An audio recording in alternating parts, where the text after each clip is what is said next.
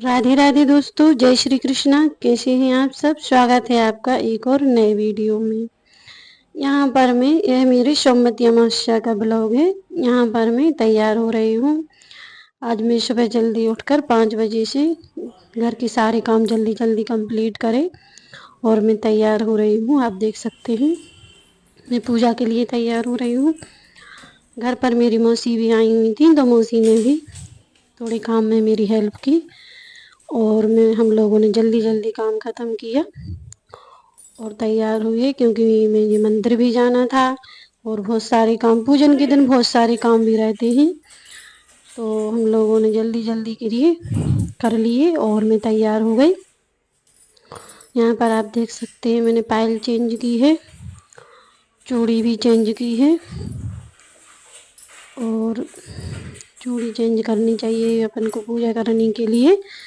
मैं हमेशा चूड़ी नहीं पहनती हूँ, जो मैं पहने रहती हूँ उसे निकाल देती हूँ और मैं नई चूड़ी पहनती हूँ। इसके बाद हम लोग तैयार हुए हैं और पूजन की सामग्री इकट्ठी करके हम लोग छत पर गए थे पूजन करने के लिए, क्योंकि हमारे यहाँ तुलसी का पूजन होता है। तो हम लोग पूजा करने के लिए छत पर गए थे। तो हम और हमारी मौसी दोनों जन तैयार होकर, मौसी जी भी तैयार हो गई थी और मैं भी तैयार हो गई और यहाँ पर मैंने पूजा थाली ली और छत पर चले गए। मौसी जी भी आई हुई थी साथ में। मम्मी जी तो छत पर चढ़ नहीं पाती हैं, इसीलिए हम और मौसी गए थे। तो हम लोग पूजन करने लगे। यहाँ पर हम लोगों ने जल चढ़ाया तुलसी जी को, कच्चा दूध भी चढ़ाया तुलसी जी को और कच्चा दूध तुलसी जी को ज़रूर चढ़ाना चाहिए। और हम लोगों ने पूजन किया और सोमवती अमावस्या के दिन अमावस पूने ज़रूर बनाना चाहिए। तो हम लोगों ने हल्दी से अमावस पूने भी बनाई थी और 108 बिंदी लगाकर तुलसी जी का पूजन किया था। सोमवती अमावस्या क्यों महत्वपूर्ण है, आइए जानते हैं। इस दिन सोमवार चंद्रमा का प्रतीक होता है और इस दिन चंद्रमा और सूर्य के एक साल शीतकालीन होता है, इसीलिए सोमवती अमावस्या का फल ज़्यादा बढ़ जाता है। और इस दिन भोलेनाथ की सेवा में सारे ग्रह एक साथ भोलेनाथ की सेवा में आराधना करते हैं। इसीलिए भगवान भोलेनाथ का पूजन जो करते हैं उन्हें भगवान शंकर जी आशीर्वाद देते हैं, सारे ग्रहों की शांति का आशीर्वाद देते हैं। इसीलिए सोमवती अमावस्या पर भगवान भोलेनाथ का पूजन विशेष रूप से किया जाता है। और तुलसी का भी पूजन कर सकते हैं, पीपल का भी पूजन कर सकते हैं। पीपल में भी भगवान विष्णु माता लक्ष्मी जी का वास होता है, तो पीपल की भी पूजन की जाती है, प्रदक्षिणा लगाई जाती है। हमारे यहाँ सब लोग तुलसी का पूजन करते हैं, तो मैंने भी तुलसी का ही पूजन कर लिया था। पीपल का भी कर लेते, तुलसी का भी कर लेते हैं। सोमवती अमावस्या पे तुलसी का भी विधान है। तुलसी में भी भगवान नारायण का वास होता है, पीपल में भी भगवान नारायण का वास होता है। तो आप किसी के भी कर सकते हैं, परिक्रमा लगा सकते हैं। यहाँ पर हमने 108 परिक्रमा भी लगाई थी, 108 बिंदी भी लगाई थी। माता तुलसी के लिए सारी सुहाग की वस्तुएं समर्पित की थी। और आप देख सकते हैं मौसी जी भी पूजा कर रही हैं और मैं भी पूजा कर रही हूँ। इसके अलावा हम लोगों ने माता तुलसी की आरती की थी, कपूर से आरती की थी और भोग भी लगाया था। जो आगी भी ले गए थे हम लोग वहाँ पर। आगी पानी साथ में कभी नहीं ले जाया जाता, तो मैं अग्नि लेने के लिए दोबारा नीचे आई थी। तो आप जब भी ध्यान रखें, जब भी पूजन करने को जाएं और अग्नि और पानी साथ में कभी ना ले जाएं। तो इस प्रकार से हम लोगों ने भगवान माता तुलसी माता का पूजन किया था और मंदिर भी गए थे और दहलीज पूजन भी किया था। और आरती करने के बाद उस आरती को सारे घर में घुमाया भी था। आरती जब भी करें तो उसको सारे घर में अवश्य घुमाएं। और सोमवती अमावस्या के दिन दहलीज पूजन भी करना चाहिए, तो वो भी हम लोगों ने किया था। और इस प्रकार से हम लोगों ने अपनी पूजन सामग्री एकत्रित करके सारी पूजा की। पूजा पाठ करके हम लोगों ने 108 प्रदक्षिणाएं भी की। आप जितनी चाहे उतनी प्रदक्षिणा लगा सकते हैं। मैंने तो 108 लगाई थी, मैं तो 108 लगा लेती हूँ। और आप चाहे तो कम भी लगा सकते, 5 भी लगा सकते, 11 भी लगा सकते हैं,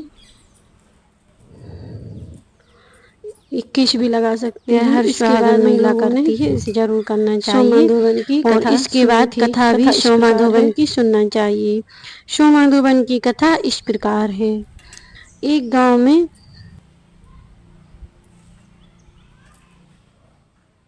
एक ब्राह्मण और ब्राह्मणी रहते थे। उनकी 7 बेटे थे, 7 बहुएं थी और एक बेटी थी। बेटी अभी कुंवारी थी। वहां पर एक साधु महात्मा भिक्षा मांगने को आए। तो साधु महात्मा ने जब बेटी ने भिक्षा दी तो उन्हें मना कर दिया भिक्षा लेने से। और फिर बहू में ब्राह्मणी की बहू ने भिक्षा दी तो उन्होंने खुशी खुशी भिक्षा ले ली। ये ब्राह्मण भिक्षा लेकर चले गए। अब ब्राह्मणी की बेटी घर अंदर जाकर बहुत रोने लगी। तब ब्राह्मणी ने पूछा, क्यों बेटा, क्यों रो रही हो? तब उसने सारी बात बताई। यह सुनकर ही ब्राह्मणी नंगे पैर ही साधु महाराज के पास दौड़ी चली गई। साधु महाराज से पूछती हैं, महाराज ऐसा क्या हुआ जिस तुमने मेरी बेटी से भिक्षा नहीं ली और मेरी बहू से भिक्षा ले ली?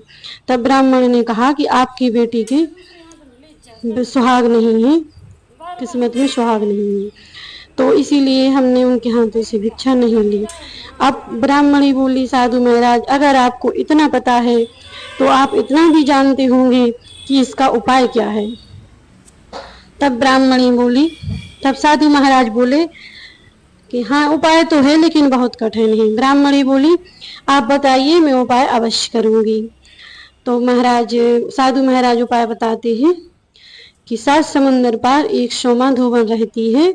वह सोमवती अमावस्या का व्रत करती है और वह यदि फल आपकी बेटी को दे दे तो आपकी बेटी का वैधव दूर हो जाएगा। यह सुनकर ब्राह्मणी अपने सातों बेटों और बहुओं को इकट्ठा करके बोलती है, सारी बात बताती है साधु की। तब सातों बेटों ने घर जाने से मना कर दिया। तब ब्राह्मणी बोली कि हम स्वयं ही जाएंगे अपनी बेटी के लिए। अपने माता पिता को इतनी कठिन तपस्या पर साथ जाते हुए देख, साधना यात्रा पर जाते देख बड़े बेटे का दिल पसीज गया और उसने कहा, ठीक है माँ, मैं अपनी बहन के लिए चला जाता हूँ। बड़े बेटा अपनी बहन के लिए गया और रास्ते में चलते चलते एक जंगल के में पेड़ के नीचे सो गया, क्योंकि वो बहुत थक गए थे तो उनको नींद आ गई। सोते समय एक चिड़िया वहां पर घोंसला बना कर रहती थी और अपने बच्चे रखती थी। वहां पर एक सांप आता था और जैसे ही चिड़िया बाहर दाना लेने चली जाती थी तो बच्चों को वह खा जाता था। उस दिन एक वो ब्राह्मण का लड़का वहां पर था, उसे देखकर सांप नहीं आया और चिड़िया के बच्चे बच गए। चिड़िया अपने बच्चों को देखकर बहुत खुश हुई और उसे दाना खिलाने लगी। तब चिड़िया के बच्चों ने कहा, माँ, मुझे दाना मत खिलाओ, इनको खिलाओ जिनकी वजह से मेरी जान बची है। तब चिड़िया बहुत खुश हुई और बोली, मुसाफिर, तुम क्या चाहते हो, कहाँ जाना चाहते हो? तो उसने कहा कि हमारी बहन के वैधव के लिए हम सोमाधोवन के पास जाना चाहते हैं, 7 समुद्र पार करके जाना है। तब चिड़िया बोली, तुम मेरे पंखों पर बैठ जाओ, मैं तुम्हें 7 समुद्र पार करा दूंगी, क्योंकि वह सोन चिड़िया थी। सोन चिड़िया के पंखों पर वह ब्राह्मण का बेटा बैठ गया, बेटा और बहू दोनों बैठ गए। तब उसने उसको सोमाधोवन के पास पहुंचा दिया। सोमाधोवन के पास 7 बहुएं थी, लेकिन उन दोनों में उन सब में रोज झगड़ा होता था घर के काम को लेकर। वो कहती थी मैं काम नहीं करूंगी, वो कहती थी मैं काम नहीं करूंगी। तब ब्राह्मण की बहू ने सुबह उठ के ही सारा काम कर दिया और रोज को ऐसे सारा काम कर दिया करती थी। इससे सोमाधोवन के यहाँ बहुत शांति होती थी। तब सोमाधोवन ने पूछा, ये कौन सी बहू है जो घर का रोज काम करती है? और उसने एक एक करके सबको बुलाया। तब सभी ने मना कर दिया, तब मैं नहीं करती। तब सोमाधोवन ने रात जागरण किया और रात को जागरण करके देखा कि कौन मेरे घर का काम करता है। तब देखा कि एक ब्राह्मण की बहू और बेटा रोज मेरे घर का काम करते हैं। उसने उनसे पूछा, तुम कौन हो भैया? भूत हो, प्रेत हो, कौन हो जो मेरे घर का काम रोज कर जाते हो?